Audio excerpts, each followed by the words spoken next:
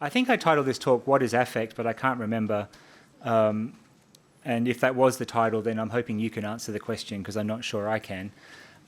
So instead, I'm going to retitle it Affect and Becoming, and talk probably more about becoming than affect, though I think it will become clear that they are kind of the same thing. Since I always like to start in a provocative way, even if I don't end that way, I'm going to launch right into it. It is generally thought that Deleuze and Guattari's use of the term affect derives solely from Deleuze's account of Spinoza, and this is the provocation, but this is simply a mistake that hides in plain sight. Now, this is not to say that Spinoza is not important to Deleuze and Guattari's account of affect, but it is to say that it is not as decisive as we are often given to think, particularly in the work of new materialists. And there is a recent book by Donald Cross called Deleuze and Affect, and he very studiously and assiduously traces the various ways by which affect is used in Deleuze and Guattari's work. And even the most cursory reading of Cross's book will tell you that Deleuze and Guattari are utterly inconsistent in their use of that term. So my way of resolving that difficulty is to focus on a particular period within their work, and to think solely about the schizoanalytic project and not the other variations of it.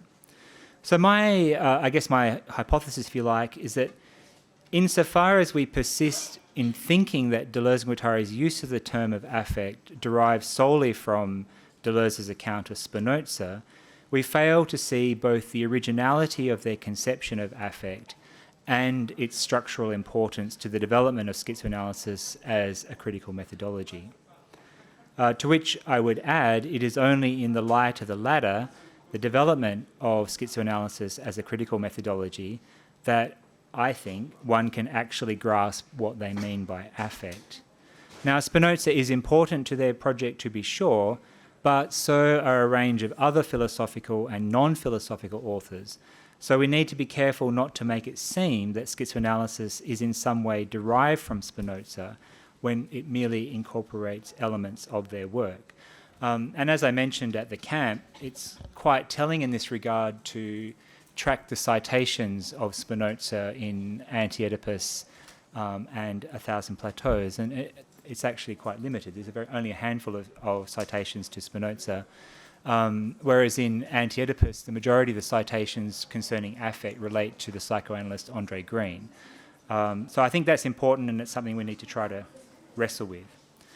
So as I've argued elsewhere, there are no standalone concepts in Deleuze and Guattari's work, and affect is no exception to this rule.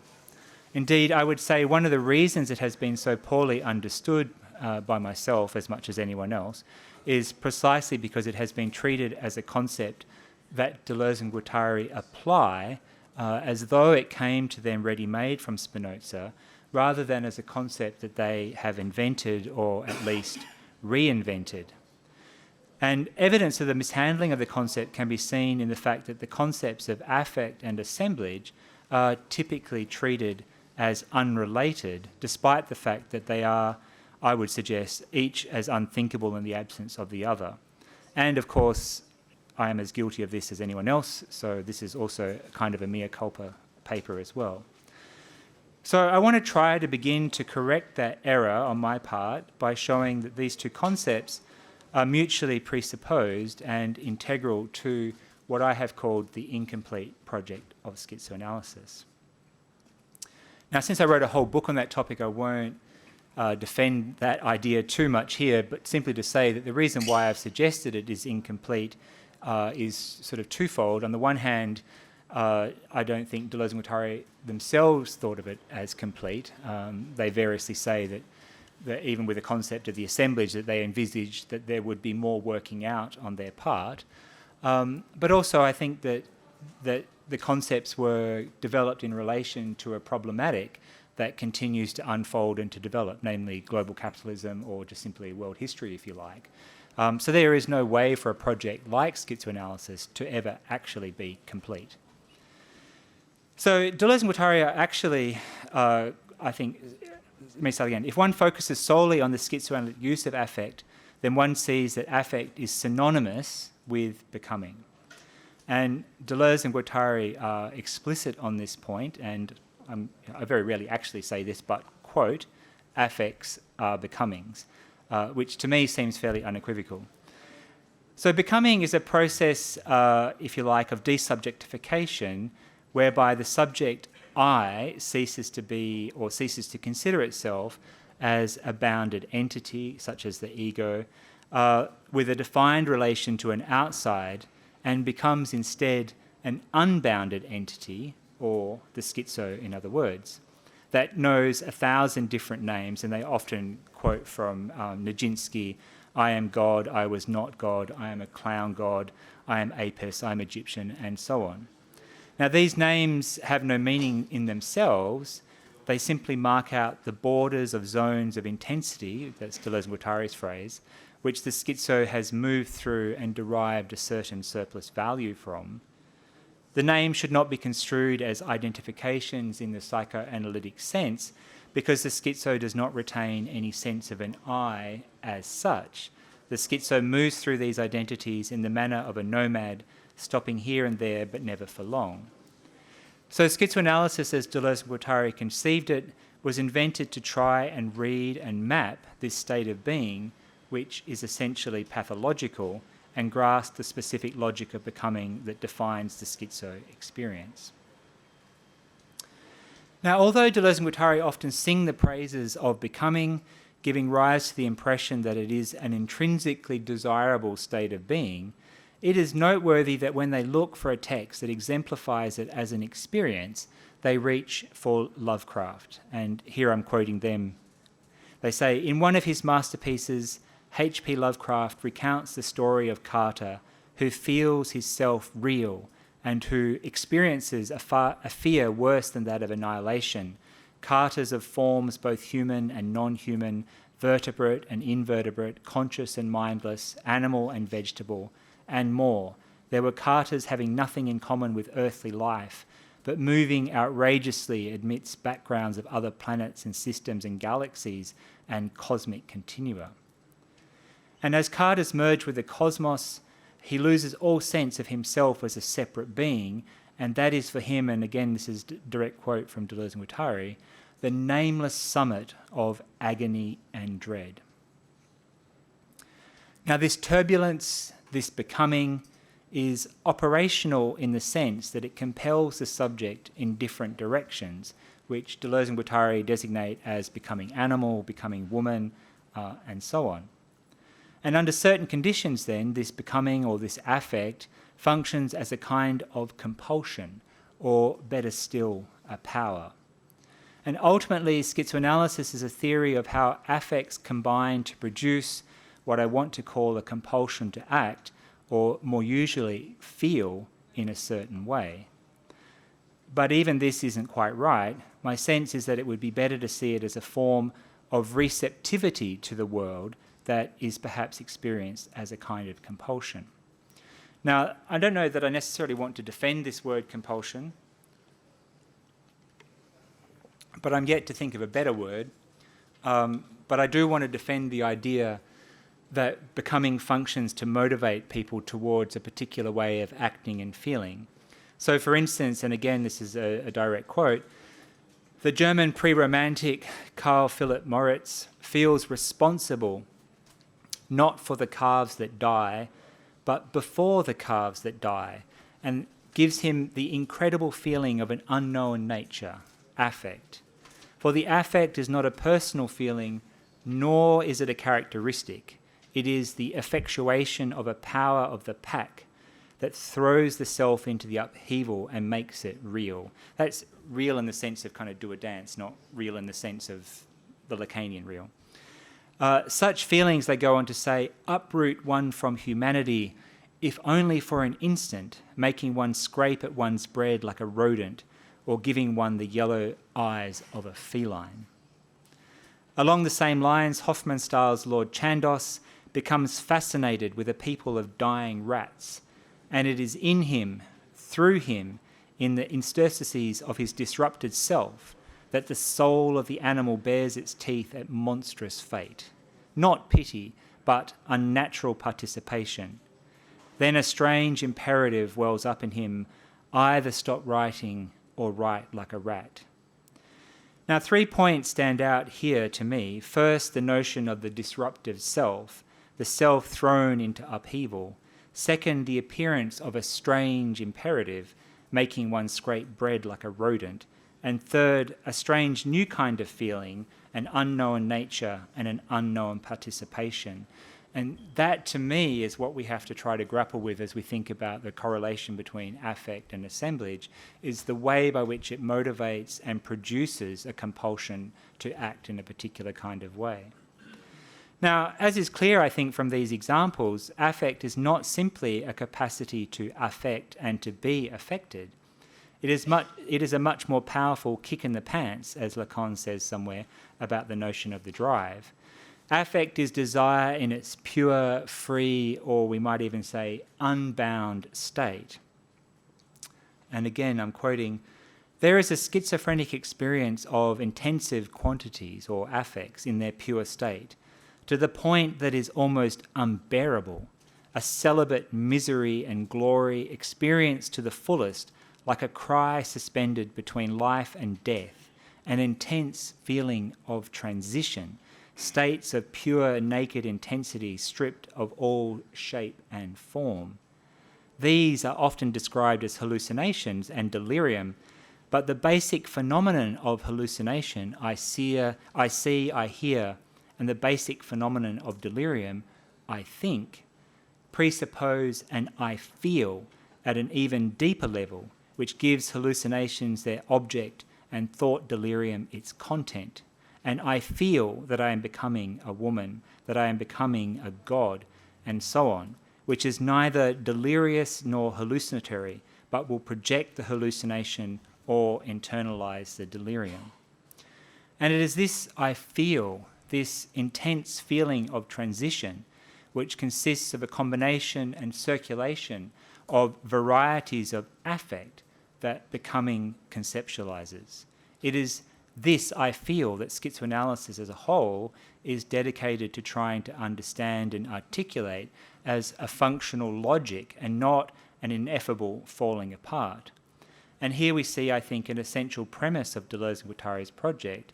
Delirium and hallucination are secondary in relation to the, as they put it, really primary emotion, which in the beginning only experiences intensities, becomings, transitions. This state of being is unimaginable in the absence of the concept of the body without organs and its many cognates, the plane of immanence, plane of consistency, and so on. And it is only on the body without organs that the impossible transitions implied by becoming animal, becoming woman, and so on are, as it were, possible or at least thinkable. So the implication of this claim, which is perhaps not immediately obvious but has important ramifications for our understanding of affect, is that affects are also unimaginable in the absence of the concept of the body without organs. Moreover, it also means that it is on the body without organs that affects circulate. And this is why the definition of affect as a capacity to affect and be affected is in a certain sense inaccurate. It fails to specify this detail.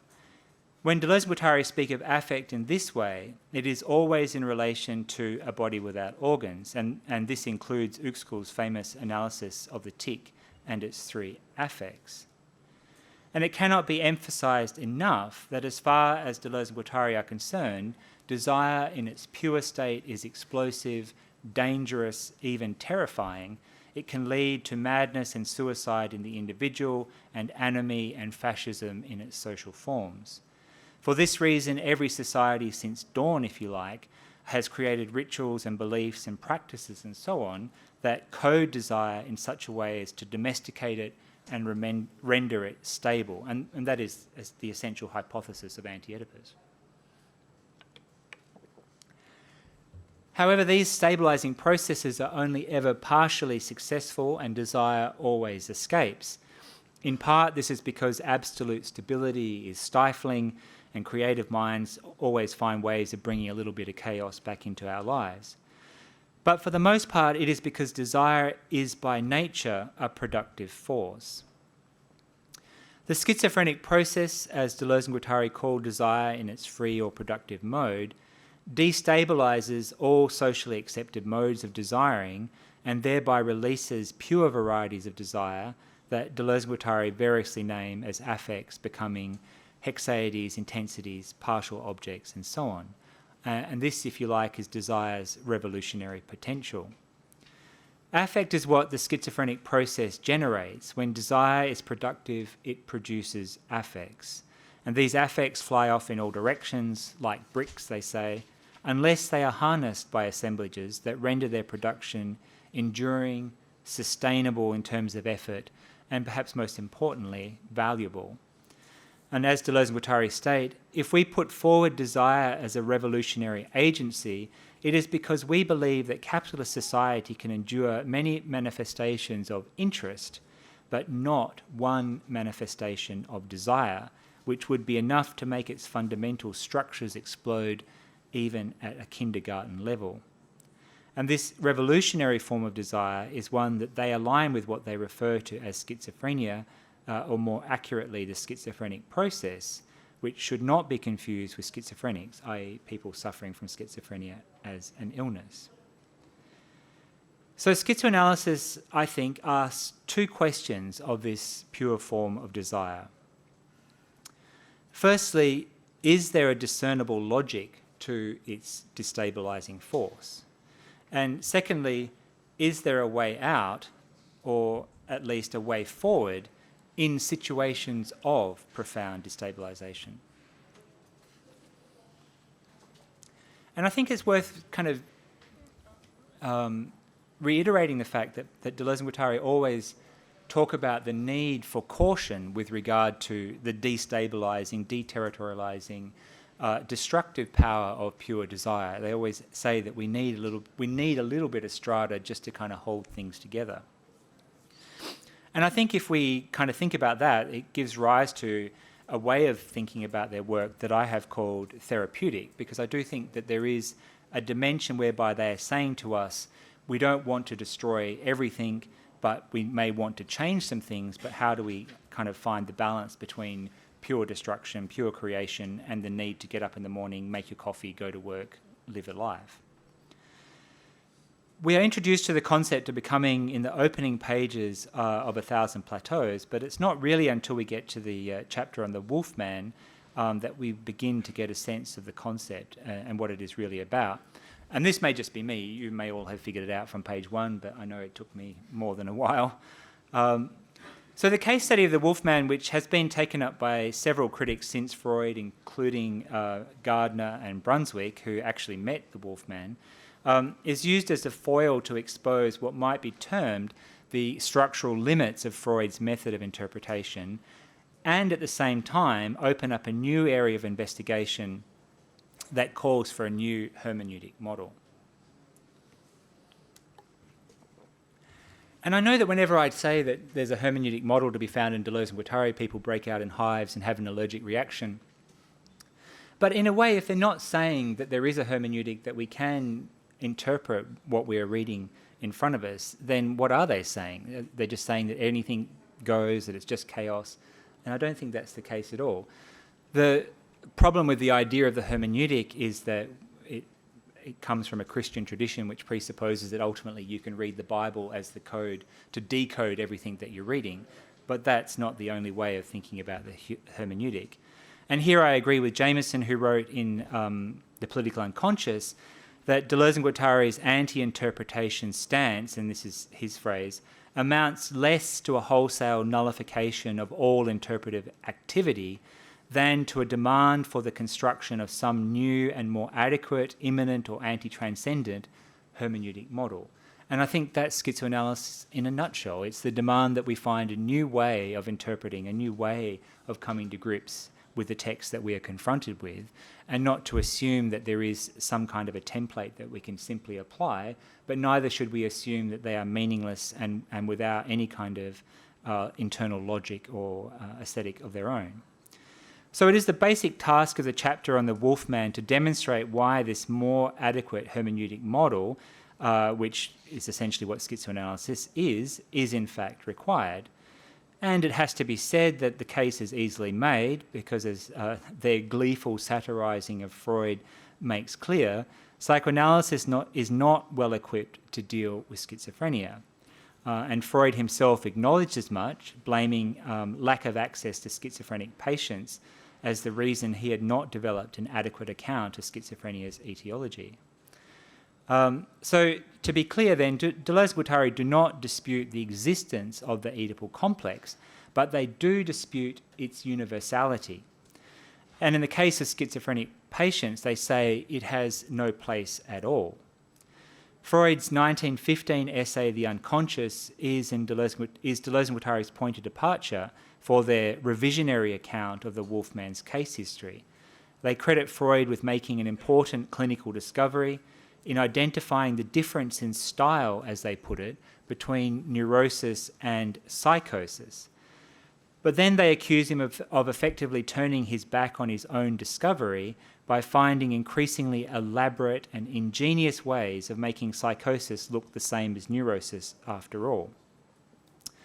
And the crucial distinction between neurosis and psychosis, according to Freud, resides in the fact that while neurotics are capable, this is Deleuze and Guattari's phrase, capable of making a global comparison between a sock and a vagina, a scar and a castration, it would never occur to them to grasp the skin erotically as a multiplicity of pores, little spots, little scars or black holes, or to grasp the sock erotically as a multiplicity of stitches.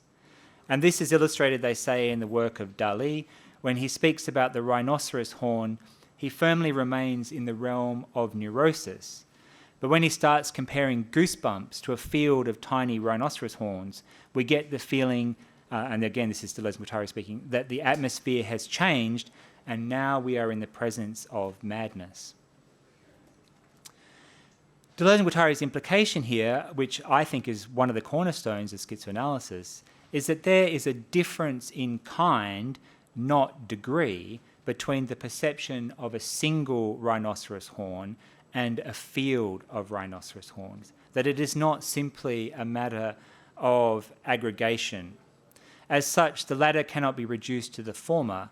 A multiplicity of horns cannot be treated as though it were effectively, much less affectively, the same as a single horn, or what amounts to the same thing as the sum of multiple horns. So while it may be true that sometimes a cigar is just a cigar, a multiplicity of cigars is never just a multiplicity of cigars. So the focus of Deleuze and Guattari's dispute with Freud's reading of the Wolfman is his famous dream of 5 wolves in a tree outside his bedroom window from when he was very young and still living on the family estate. I think various guesses as to how old he was, as he was around 4. There are 2 key features of the dream about which their views diverge. First, the significance of the number of wolves, and second, the significance of the fact that it is wolves and not some other creature.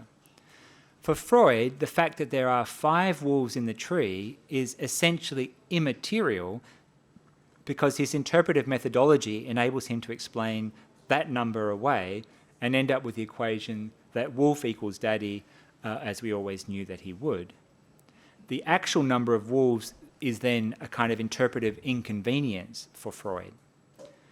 By contrast, for Deleuze and Guattari, the number of wolves is crucial inasmuch that it indicates the presence of a pack, or rather a multiplicity, that cannot be reduced to a single figure, i.e. wolf equals daddy. Freud, they say, obviously knows nothing about the fascination exerted by wolves and the meaning of their silent call, the call to become wolf. And this brings us to the second point of divergence, where I think matters are much less clear-cut. For Freud, the fact that it is wolves outside the Wolfman's bedroom is significant only to the degree that by virtue of their threatening nature, they can stand duty as representatives of his castrating father. But any other similarity but any other similarly imposing, i.e. potentially castrating animal could serve the same purpose. So the wolfness of the wolves is in a sense unimportant to Freud. For Deleuze and Guattari, though, the opposite is the case. The wolfness of the wolves is decisive, inasmuch that wolves are pack animals and therefore inconceivable except as a multiplicity. However, this is where things become blurry, because despite all their bluster against Freud's failure to grasp the significance of the wolves as wolves, Deleuze and Guattari are themselves really only interested in two aspects of the wolves: their pack nature and their wild status as undomesticated, non-eatable animals. But even that overstates the case, because they declare themselves to be uninterested in characteristics.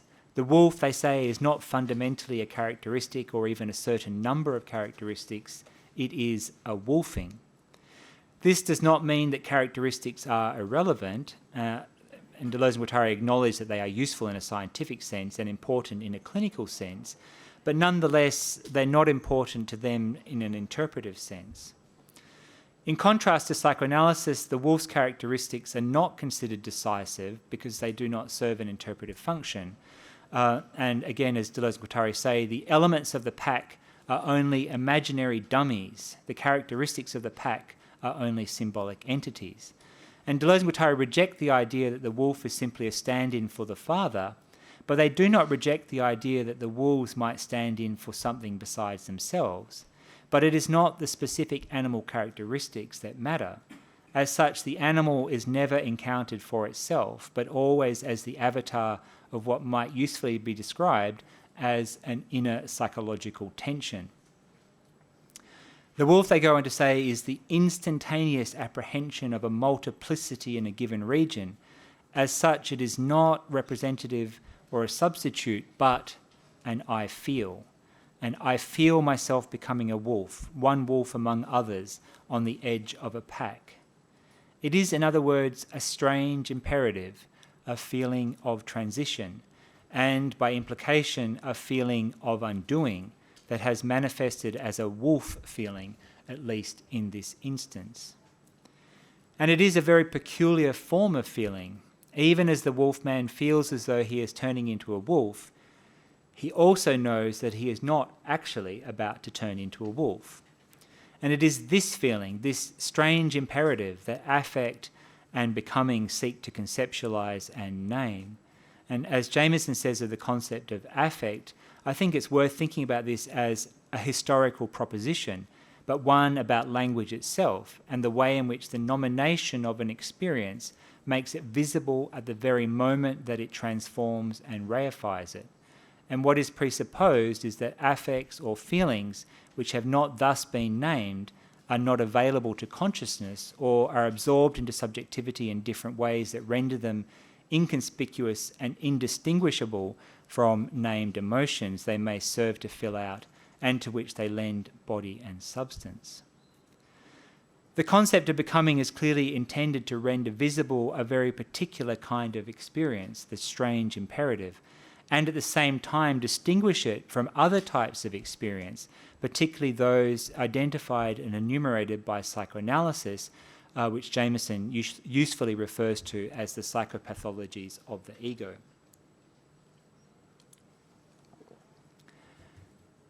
But it also wants to avoid the fate of reifying the thing that it names and thereby turning it into something concrete that we think we can know.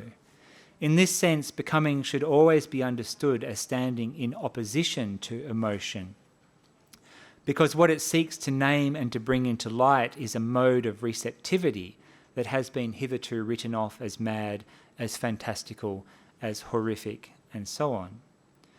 Every time we feel we are getting a handle on becoming in a concrete sense, I think we need to take a step back and ask ourselves if we are being abstract enough. For instance, the wolfman's fascination with wolves should not be confused with the named emotion fear in either its Freudian or Heideggerian senses. Although Deleuze and Guattari say that becoming animal does not take place without a fascination for the pack, that should not be taken to mean that this fascination is in some way causal.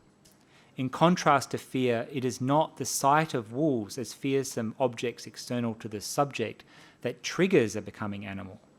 It would be truer to say that the wolfman's fascination is itself a sign that he has entered a state of becoming. He is fascinated because of his becoming animal, and not the other way round. Becoming is not a normal state of affairs. I have to kind of do the performative thing of, saying we need to be kind of cautious about what we mean by normal.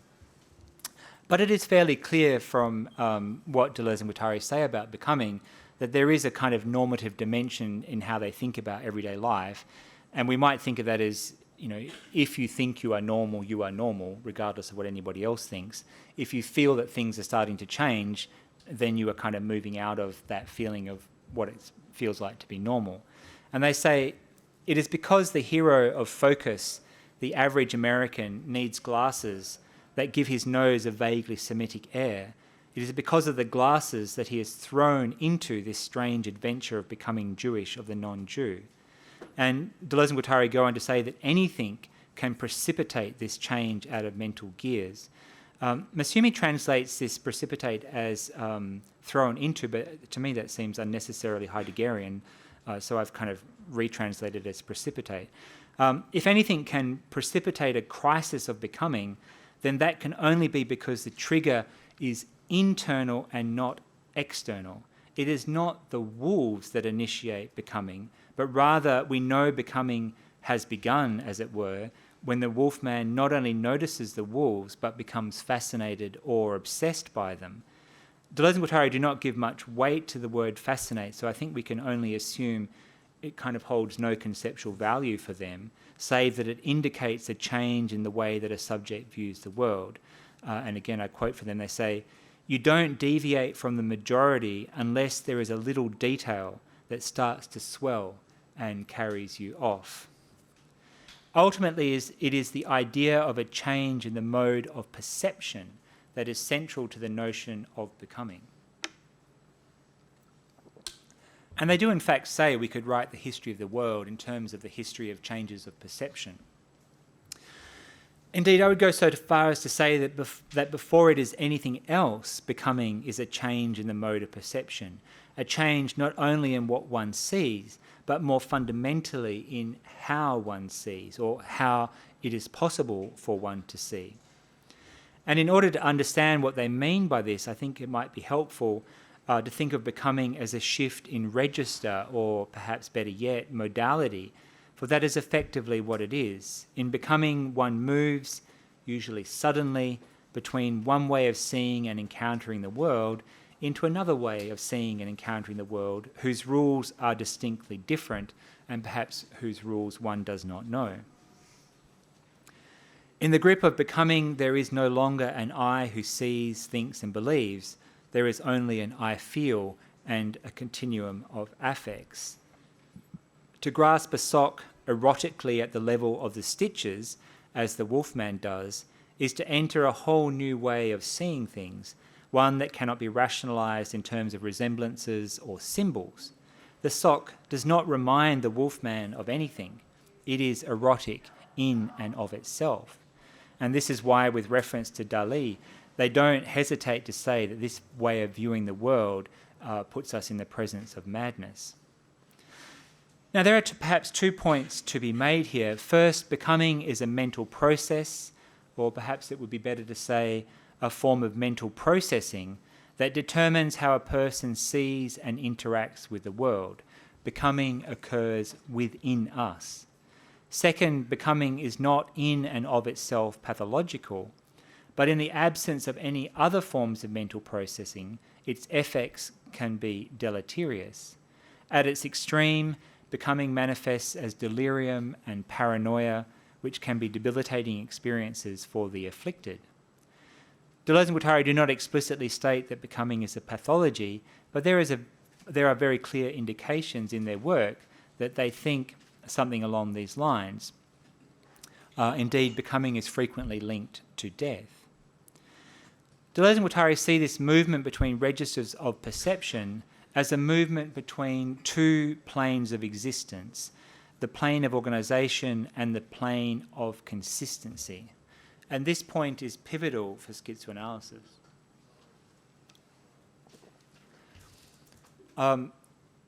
Various people have tried to draw diagrams of Deleuze and Guattari's concepts, including Deleuze and Guattari.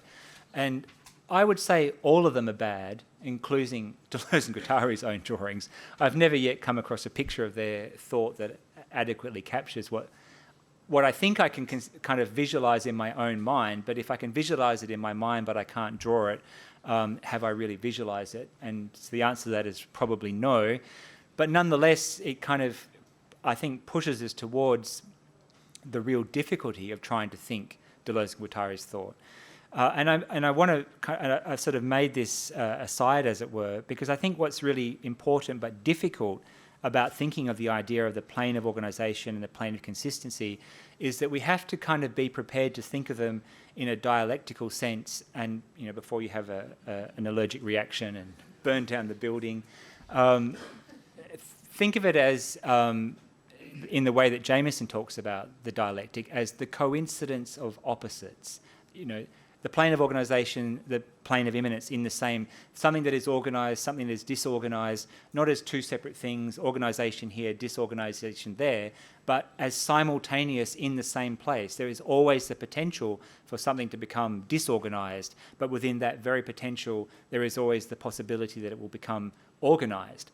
But you never effectively leave one to arrive at the other. It's not like getting on a plane in Sydney and arriving in Belgrade. You bring your disorganisation with you wherever you go.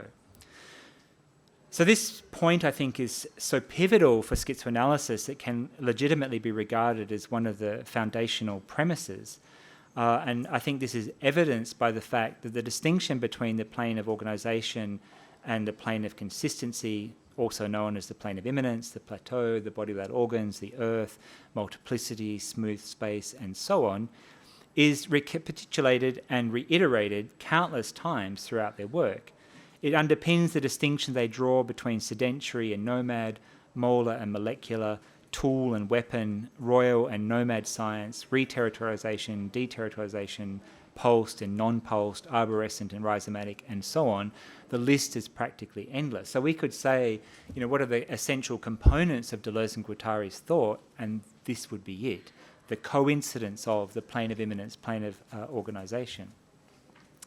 Indeed, once you begin to pay attention to this particular binary, it seems as if that is all they talk about, and in a real sense it is. These two planes correspond to two radically different ways of perceiving the world.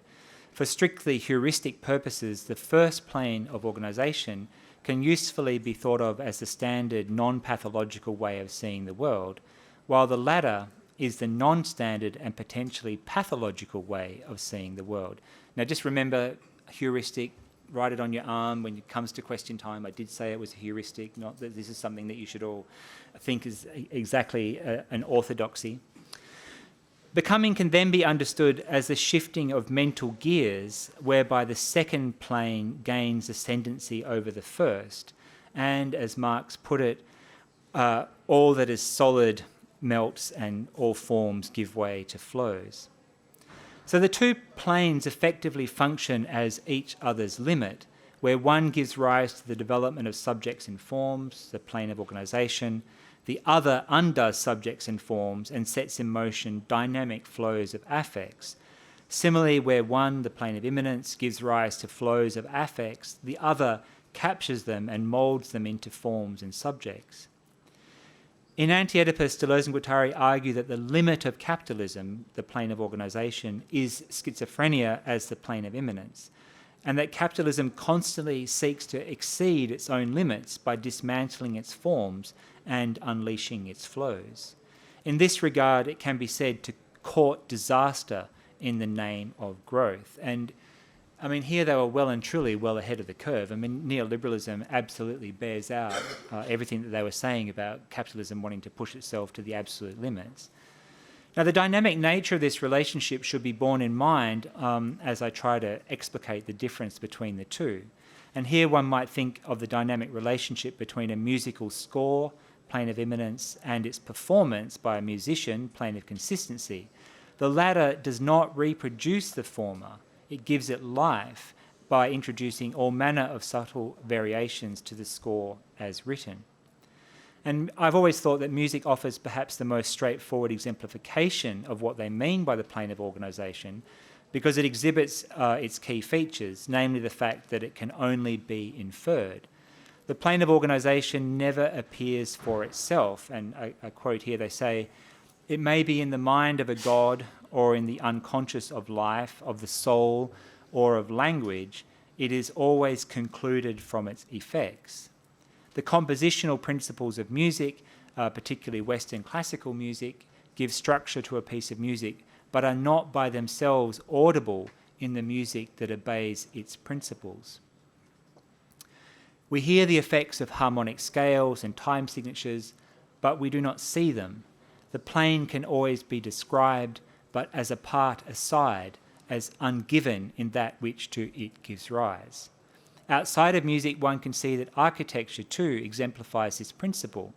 The compositional principles of material, of load and gravity, not to mention facility and function, are only ever visible in their effects.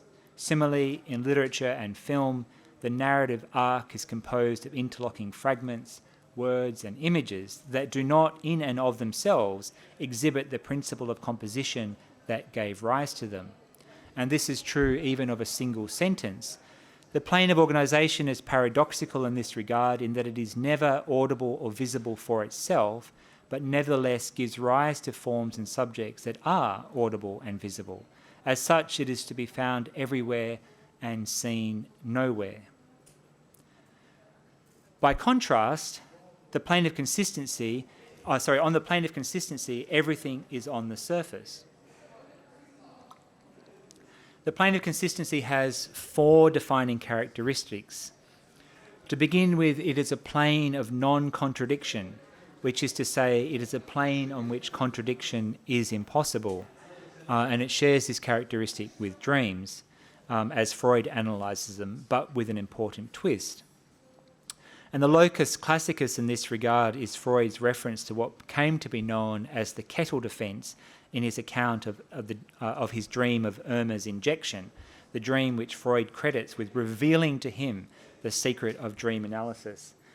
I really want to one day write a book that begins by saying, I had a dream and this revealed the secrets of everything that I'm now about to write. I'll probably bury it in a footnote somewhere and see if anybody notices. So charged with returning a neighbour's kettle in a damaged condition, a man offers 3 lines of defence. First of all, he says, I gave it back to you undamaged. Second, the kettle already had a hole in it when I borrowed it, and anyway, I never borrowed it. So obviously enough, it is possible that one of these 3 lines of defence could be true, though there's no actual evidence to confirm things one way or another. But the important thing is that it is impossible for them all to be true, because each one contradicts the other. Either the kettle was damaged or it wasn't, either he borrowed it or he didn't, and so on. Now, for Freud, these contradictions are unimportant because read together, one can see that underpinning all 3 of these defences is the singular plea to be excused of the charge. And he said he was reminded of this tale by the fact that in his own dream, he convinced himself that he was not to blame for his patient's suffering because, first of all, she'd refused his treatment, so it's her own problem. Second of all, her pain wasn't psychological, so it wasn't really anything he could do anything about. And thirdly, her pain was attributable to her recent widowhood, which also he could do nothing about. He was perhaps being a little unkind to himself in equating his self-justifications with the kettle defence, inasmuch that these 3 lines do not contradict themselves. But for our purposes here, what is noteworthy is the fact that he explains away the altogether suspicious proliferation of defences, and I'm tempted to say here the therapist doth protest too much, by power of a single underlying aim to be excused, which is not in evidence for itself. The 3 further characteristics of the plane of consistency can be adduced from this example of the kettle defence, because it is the plane of proliferation. One excuse is followed by another without regard for the logic or credibility or even the number. That he stops at 3 excuses is purely arbitrary. It could just as easily have been more. Proliferation for Deleuze and Guattari refers to the multiplication of differences or deviations from the standard line found in or produced by a specific assemblage, to the point where the assemblage begins to disintegrate. With each more outrageous and contradictory defence offered, the kettle borrower moves further and further away from reason until reason itself ceases to have meaning as a way of understanding what he's trying to do. At that point, the multiple of defences becomes a multiplicity. Multiplicity and multiple are not the same thing, and again, this point is foundational. Bear in mind too that multiplicity is just one of several synonyms for the plane of consistency. Now, it may appear that multiplicity is reached by addition, but in fact, as this case demonstrates, the opposite is the case, because it is subtraction that yields multiplicity and proliferation.